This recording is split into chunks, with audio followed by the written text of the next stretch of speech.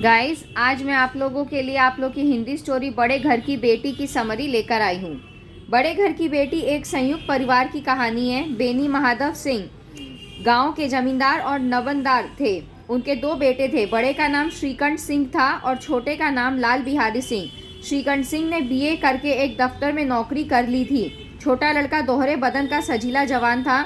श्रीकंठ सिंह प्राचीन सभ्यता के प्रेमी तथा संयुक्त कुटुंब के उपासक थे। उनकी पत्नी आनंदी एक उच्च कुल की लड़की थी, जिसके पिता छोटी सी रियासत के तालुकदार थे। ऑनरेरी मजिस्ट्रेट नाम था भूप सिंह। आनंदी अपने पिता की चौथी संतान थी। वह अपनी सब बहनों में सबसे अधिक रूपवती और गुणवती थी।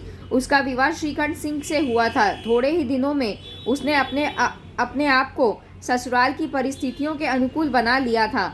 एक दिन लाल बिहारी सिंह का अपनी भाभी से खाने में घी न डालने पर विवाद हुआ, जो बढ़ता गया। लाल बिहारी ने आनंदी के मेके को लेकर व्यंग कसा, जिसके उत्तर में आनंदी बोली, वहाँ इतना घी तो नित्य नाई कहार खा जाते हैं। लाल बिहारी ने थाली पलट दी। बात इतनी बड़ी कि उसने खड़ाऊ उठाकर आनंदी की ओर फेंकी। आनंदी ने हाथ से खड़ाऊ रोकी, इसलिए सिर तो बच गया, पर उंगली में चोट आई। आनंदी खून का घूंट पीकर रह गई। श्रीकंठ शनिवार को घर आया करते थे। आनंदी ने रोते रोते सारी घटना उन्हें कह सुनाई। श्रीकंठ सिंह की आंखें लाल हो गई। वे लाल बिहारी सिंह की दृष्टता को बर्दाश्त नहीं कर पाए। उन्होंने अपने पिता से कहा कि अब उनका निर्वाह इस घर में लाल बिहारी सिंह के साथ नहीं होगा। बेनी माधव सिंह ने बात संभालने की चेष्टा की तथा श्रीकंठ सिंह को समझाया, पर श्रीकंठ सिंह कुछ सुनने को तैयार नहीं हुए। वे अपनी जिद पर अड़े रहे। लाल बिहारी सिंह अपने बड़े भाई का बहुत आदर करते थे। भाई के मुख से ऐसी बातें सुनकर उसे बहुत ग्लानि हुई।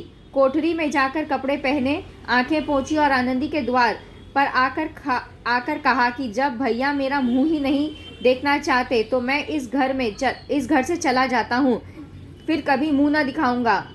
मुझसे जो अपराध हुआ है उसे क्षमा करना। आनंदी स्वभाव से बहुत दयालु थी। उसे तनिक भी उम्मीद नहीं थी कि बात इतनी बढ़ जाएगी। आनंदी ने अपने पति को समझाने की चेष्टा की तथा सौगंध देकर लाल बिहारी सिंह को जाने से रोका।